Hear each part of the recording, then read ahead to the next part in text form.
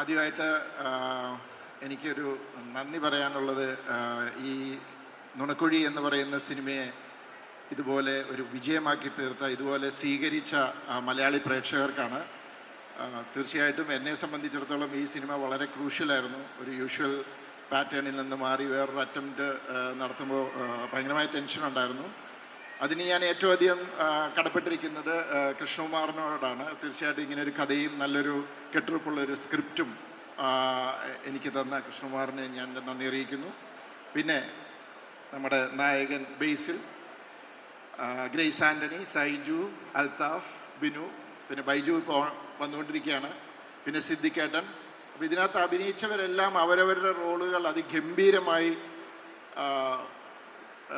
Present ചെയ്തിട്ടുണ്ട്, അഭിനയിച്ചു. അപ്പോൾ തീർച്ചയായിട്ടും അതിൻ്റെ ഒരു റിസൾട്ടാണ് ഈ കാണുന്നത്. കാരണം ഒരു ഹ്യൂമർ സിനിമയിൽ ഒരു ഡയലോഗ് എഴുതിയത്, ഒരു സ്ക്രിപ്റ്റ് എഴുതിയതുകൊണ്ട് മാത്രം കാര്യമില്ല. അത് നന്നായിട്ട് പ്രസൻറ്റ് ചെയ്താൽ മാത്രമേ അതിൻ്റെ ഒരു ഇമ്പാക്റ്റ് ഉണ്ടാവുള്ളൂ. അതാണ് ഇപ്പോൾ സത്യം പറഞ്ഞാൽ തിയേറ്ററുകളിൽ കാണുന്നത്. അപ്പോൾ തീർച്ചയായിട്ടും വളരെയധികം സന്തോഷം. പിന്നെ അതുപോലെ എൻ്റെ കൂടെ ഉള്ള എൻ്റെ technical crew, cameraman Satheesh Kurup, editor Vinayak, of course costume designer and my wife Linda, art director, അങ്ങനെ ഒരു മ്യൂസിക് ഡയറക്ടർ വിഷ്ണു ജെ, അങ്ങനെ എല്ലാവർക്കും ഞാൻ എൻ്റെ നന്ദി അറിയിക്കുന്നു. സോറി, ഞാൻ പേരൊരു നിമിഷം വിട്ടുപോയി.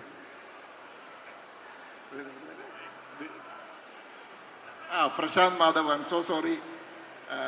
ഈ ഒരു കൺഫ്യൂഷൻ, ഞാനിങ്ങനെ ഒരു സ്റ്റേജിൽ നിൽക്കുന്ന ഒരു ഇച്ചിരി സ്റ്റേജ് ഫ്രൈറ്റ് ഉള്ള ഒരാളാണ്, അതുകൊണ്ട് വിട്ടുപോയതാണ്. Anyway, thank you so much. ഇനിയും ഞങ്ങൾ ചെയ്യുന്ന സിനിമകൾക്ക് നല്ലതാണെങ്കിൽ തീർച്ചയായിട്ടും ഇതുപോലെയുള്ള സഹകരണങ്ങൾ പ്രതീക്ഷിക്കുന്നു. Thank you so much. ഞാനും ജിത്തു ഒരുമിച്ചിട്ടുള്ള മൂന്നാമത്തെ സിനിമയാണിത്. 12th മാൻ, കൂമൻ, ഇപ്പോൾ നുണക്കുഴി. 3 സിനിമകളും വലിയ രീതിയിൽ പ്രേക്ഷകർ സ്വീകരിച്ചതിൽ വലിയ സന്തോഷം. അതിന് അത്രയും മനോഹരമായിട്ടത് സംവിധാനം ചെയ്ത് പ്രേക്ഷകരുടെ ഒരു സ്വീകാര്യതയിലേക്ക് എത്തിക്കുന്നതിൽ ജിത്തു വഹിച്ച പങ്ക് വളരെ വലുതാണ്. അപ്പോൾ ജിത്തുവിനോട് ഞാൻ അതിന് പ്രത്യേകമായിട്ട് കടപ്പെട്ടിരിക്കുന്നു. പിന്നെ നുണക്കുഴി എന്ന് പറയുന്ന ഒരു സിനിമ അറ്റംപ്റ്റ് ചെയ്തത് ഇപ്പം പുറകോട്ട് തിരിഞ്ഞു നോക്കുമ്പം ഒരു വലിയ റിസ്ക് ആയിട്ടാണ് തോന്നുന്നത്. കാര്യം നമ്മൾ അറ്റംപ്റ്റ് ചെയ്യാത്ത, ഞാൻ 2 ത്രില്ലറുകളാണ് എഴുതിയത്. ജിത്തു ആണെങ്കിലും കുറച്ചധികം ത്രില്ലറുകൾ ചെയ്തുകൊണ്ടിരിക്കുന്ന സമയത്ത് ഇങ്ങനെയൊരു കോമഡി പടം എഴുതി നമ്മൾ പ്രേക്ഷകരുടെ മുമ്പിലേക്ക് എത്തിച്ചത് ഇപ്പം തിരിഞ്ഞു നോക്കുമ്പോൾ ഒരു ചെറിയ ഭയത്തോടു കൂടിയാണ് കാണുന്നത്. പക്ഷേ അതിനകത്തിൽ അഭിനയിച്ച ബേസിൽ, ഗ്രേസ്, സൈജു, അൽത്താഫ്, ബിനു, പിന്നെ ബൈച്ചേട്ടൻ, സിദ്ദിഖേട്ടൻ, മനോജേട്ടൻ, എല്ലാവരും തന്നെ ഇതിനകത്തിൽ അഭിനയിച്ച എല്ലാവരുടെയും മികച്ച പെർഫോമൻസ് കൊണ്ട് സിനിമ നല്ല രീതിയിൽ തിയേറ്ററുകളിൽ സ്വീകരിക്കപ്പെടുന്നു. പ്രേക്ഷകർ വളരെ ആഹ്ലാദത്തോടുകൂടിയും സന്തോഷത്തോടുകൂടിയാണ് തിയേറ്റർ വിട്ടിറങ്ങുന്നത്. അപ്പം ഞങ്ങളുടെ സിനിമയെ 2 കൈ നീട്ടി സ്വീകരിച്ച പ്രേക്ഷകരോടുള്ള എല്ലാ നന്ദിയും രേഖപ്പെടുത്തുന്നു. പിന്നെ ഞങ്ങൾക്ക് ഈ ഒരു പരിപാടി ഇവിടെ സംഘടിപ്പിക്കാൻ അവസരം തന്ന ഫോറം മോളിനോടും അതിൻ്റെ ഭാരവാഹികളോടുമുള്ള ഒരു നന്ദിയും രേഖപ്പെടുത്തുന്നു. ഇതിനെപ്പറ്റിയുള്ള ബാക്കി കാര്യങ്ങൾ ഇനി ബേസിൽ പറയും. ഹായ്, നമസ്കാരം. എല്ലാവർക്കും നമസ്കാരം. ഇതിൽ എത്ര പേര് സിനിമ കണ്ടു എന്ന് എനിക്കറിയില്ല.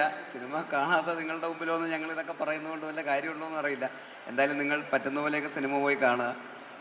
എന്നെ സംബന്ധിച്ചിടത്തോളം ഒരുപാട് സന്തോഷമുള്ളൊരു പ്രൊജക്റ്റായിരുന്നു. കാരണം ജിത്തു ജോസഫ് എന്ന് പറയുന്ന ഡയറക്ടർ സിനിമയെ വിളിക്കുന്നു എന്ന് പറയുമ്പോൾ ഞാൻ വിചാരിച്ചു കുറച്ച് ത്രില്ലർ സിനിമയൊക്കെ ആയിരിക്കും എന്ന് വിചാരിച്ചിരിക്കുകയായിരുന്നു. അപ്പോൾ അങ്ങനെ കൊലപാതകമൊക്കെ ചെയ്യാൻ വേണ്ടി റെഡി ആയിട്ടിരിക്കുമ്പോഴാണ് കോമഡി സിനിമ എന്ന് പറയുന്നത്. അപ്പോൾ അദ്ദേഹത്തിനും അങ്ങനെ ഒരു ബ്രേക്ക് ആവശ്യമായിരുന്നു. കാരണം സ്ഥിരമായിട്ട് കൊല ചെയ്ത് ഇനി ശരിക്കും ആരെങ്കിലും കൊല്ലുമോ എന്ന് പേടിച്ചിട്ടാന്ന് തോന്നുന്നു ഒരു കോമഡി സിനിമ ചെയ്തേക്കാം എന്ന് വിചാരിച്ച് വന്നത്. പക്ഷേ ഈ സിനിമയിലും ഉണ്ടായിരുന്നു ഡെഡ് ബോഡി ഇല്ലാതെ ജിത്തു ചേട്ടന് സിനിമ ചെയ്യാൻ പറ്റാത്ത ഒരവസ്ഥയായി.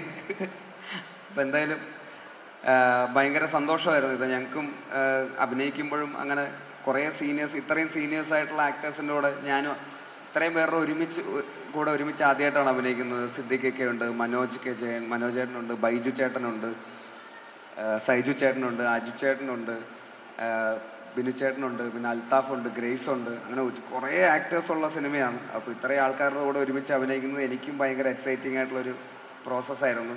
പിന്നെ ഹ്യൂമർ സിനിമ ചെയ്യുന്നത് അതിൻ്റേതായിട്ടുള്ളൊരു ടെൻഷൻ നമുക്കും ഉണ്ട്. അത് കൂടി പോവോ കുറഞ്ഞു പോവോ, ആൾക്കാരെ ചിരിപ്പിക്കുക എന്ന് പറയുന്നത് കുറച്ച് ട്രിക്കിയാണ്. പക്ഷേ എന്തായാലും ആൾക്കാർ ചിരിക്കുന്നത് കാണുമ്പോൾ നമുക്ക് ഒരുപാട് സന്തോഷം. നമ്മൾ ചെയ്തത് ആൾക്കാർക്ക് വർക്കൗട്ട് ആവുന്നുണ്ട് എന്നറിയുന്നതിൽ ഒരുപാട് സന്തോഷം. എല്ലായിടത്തും നല്ല അഭിപ്രായങ്ങളാണ് വരുന്നത്. ആൾക്കാർക്ക് ഇഷ്ടപ്പെടുന്നുണ്ട്.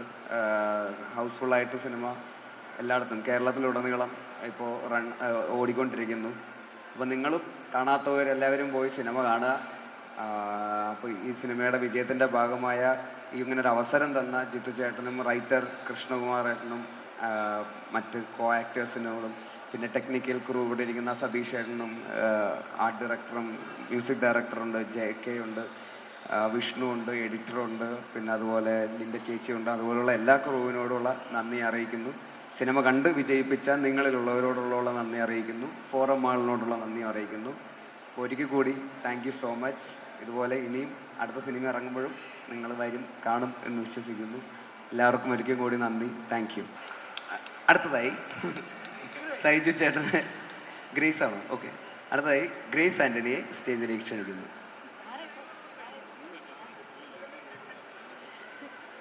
Good evening every one. നിങ്ങളുടെ എല്ലാ തിരക്കിൻ്റെ ഇടയിലും കുറച്ച് നേരം ഞങ്ങളെ കാണാൻ വേണ്ടി ഇവിടെ വന്നതിൽ ഒരുപാട് സന്തോഷം. താങ്ക്സ്. ഞാനും ആദ്യമായിട്ടാണ് ജിത്തു സാറിൻ്റെ കൂടെ വർക്ക് ചെയ്യുന്നത്.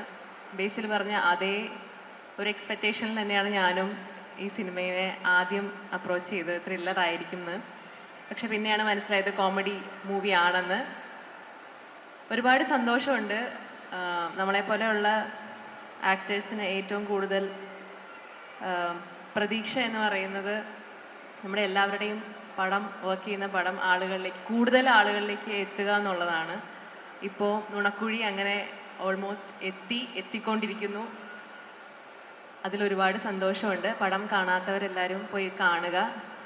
നിങ്ങൾക്ക് എല്ലാവർക്കും ചിരിക്കാൻ പറ്റുന്ന ഒരുപാട് എലമെൻറ്റ്സ് ഉണ്ട് ഈ സ്ക്രിപ്റ്റിൽ. അതെല്ലാം ഒളിപ്പിച്ച് വെച്ചിരിക്കുന്ന ഒരു റൈറ്ററുണ്ട്. അപ്പം എല്ലാവരും പോയി പടം കാണുക.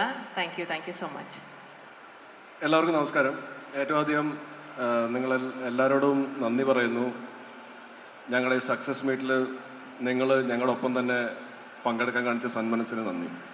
ഇവരൊക്കെ ആദ്യമായിട്ടാണ് ജിത്തുവിൻ്റെ പടത്തിൽ അഭിനയിച്ചത്. പക്ഷേ എനിക്ക് ജിത്തു ജോസഫിൻ്റെ പടം ഒരു പുത്തരിയല്ല.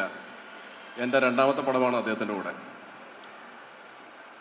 ഇനിയും വേറൊരു ജോണറിൽ ജിത്തുവിൻ്റെ പടത്തിൽ അഭിനയിക്കാൻ പറ്റുമെന്നുള്ള ഒരു വിശ്വാസത്തിലാണ് ഞാൻ നിൽക്കുന്നത്. നിങ്ങൾ ഇവിടെ എത്ര പേര് സിനിമ കണ്ടിട്ടുണ്ടെന്ന് എനിക്കറിയില്ല. പക്ഷേ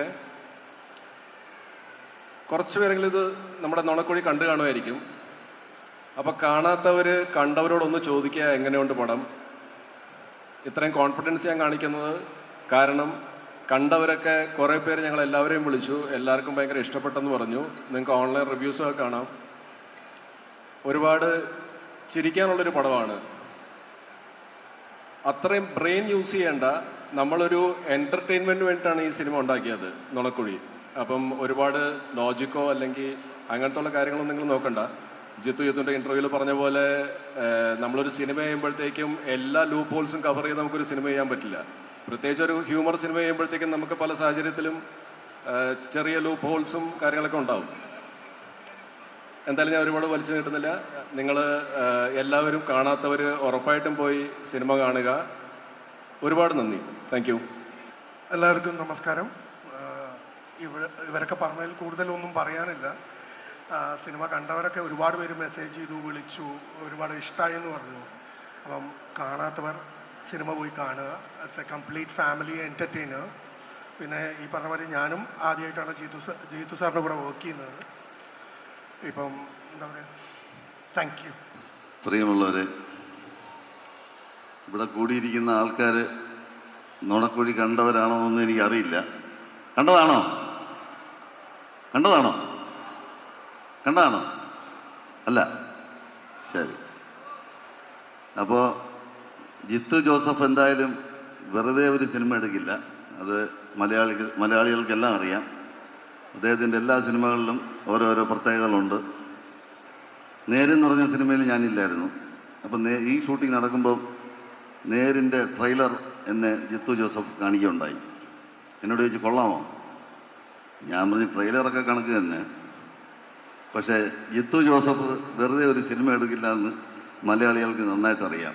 അതുകൊണ്ട് ഈ സിനിമ ഒരു വിജയമായിരിക്കുമെന്ന് ഞാൻ പറഞ്ഞില്ലേ, വ്യത്യാസവനോട് പറഞ്ഞു, കറക്റ്റായിട്ട് വന്നു. അതുപോലെ തന്നെ നുണക്കുഴിയും മലയാളികൾ ഏറ്റെടുത്തിരിക്കുകയാണ്, പ്രത്യേകിച്ച് ഫാമിലി. എനിക്ക് എല്ലാവരോടും പറയാനുള്ള ഒരൊറ്റ കാര്യമേ ഉള്ളൂ, ജീവിതത്തിൽ ഒരു പ്രാവശ്യമെങ്കിലും നുണ പറഞ്ഞിട്ടുള്ള എല്ലാവരും ഈ സിനിമ ഒന്ന് കാണണം. അങ്ങനെയാണെങ്കിൽ 99% ആൾക്കാർ ഇത് കാണേണ്ടി വരും. അതുകൊണ്ട് നുണക്കുഴി എന്ന് പറഞ്ഞ സിനിമ കാണണം. ഞാൻ വെറുതെ പറയുന്നതല്ല, ഞാൻ ഈ സിനിമ കണ്ടിട്ടാണ് അഭിപ്രായം പറയുന്നത്. കൊള്ളാമെങ്കിലേ ഞാൻ കൊള്ളാമെന്ന് പറയുള്ളൂ, അല്ലെങ്കിൽ ഞാൻ തന്നെ പറയും കൊള്ളില്ലാന്ന്. നിങ്ങൾ കാണരുതെന്ന് ഞാൻ തന്നെ പറയും. അപ്പോൾ ഇത് കൊള്ളാം. 2 മണിക്കൂർ 5 മിനിറ്റ് നന്നായിട്ട് ചിരിക്കാനുള്ള വകയൊക്കെ അതിനകത്തുണ്ട്. നമ്മുടെ നായകനെ നിങ്ങൾക്കറിയാമല്ലേ, ഇപ്പം കുടുംബ പ്രേക്ഷകരുടെ പയ്യനാണ് ബേസിൽ. ബേസിൽ പൊളിച്ചിട്ടുണ്ട് പടത്തിൽ. ഈ വേറൊരു പ്രത്യേകത, ഈ ബേസിൽ ചെയ്ത റോൾ മലയാള സിനിമയിൽ വേറെ ആർക്കും ചെയ്യാൻ പറ്റില്ല. അതാണ് ബേസിലിൻ്റെ പ്രത്യേകത. ബേസിലിന് വേണ്ടി ഉണ്ടാക്കുന്ന കഥകളാണ്. അപ്പോൾ ഈ സിനിമ എല്ലാവരും കാണണം. കൊടുക്കുന്ന കാശ് മുതലാണ്, ഞാൻ ഗ്യാരണ്ടിയാണ്. പിന്നെ കണ്ടിട്ട് കൊള്ളൂല എന്ന് വിളിച്ചു പറഞ്ഞാൽ ഞാൻ പൈസയും തിരിച്ചു തരില്ല, അത് വേറെ കാര്യം. അപ്പോൾ ശരി, കാണാം.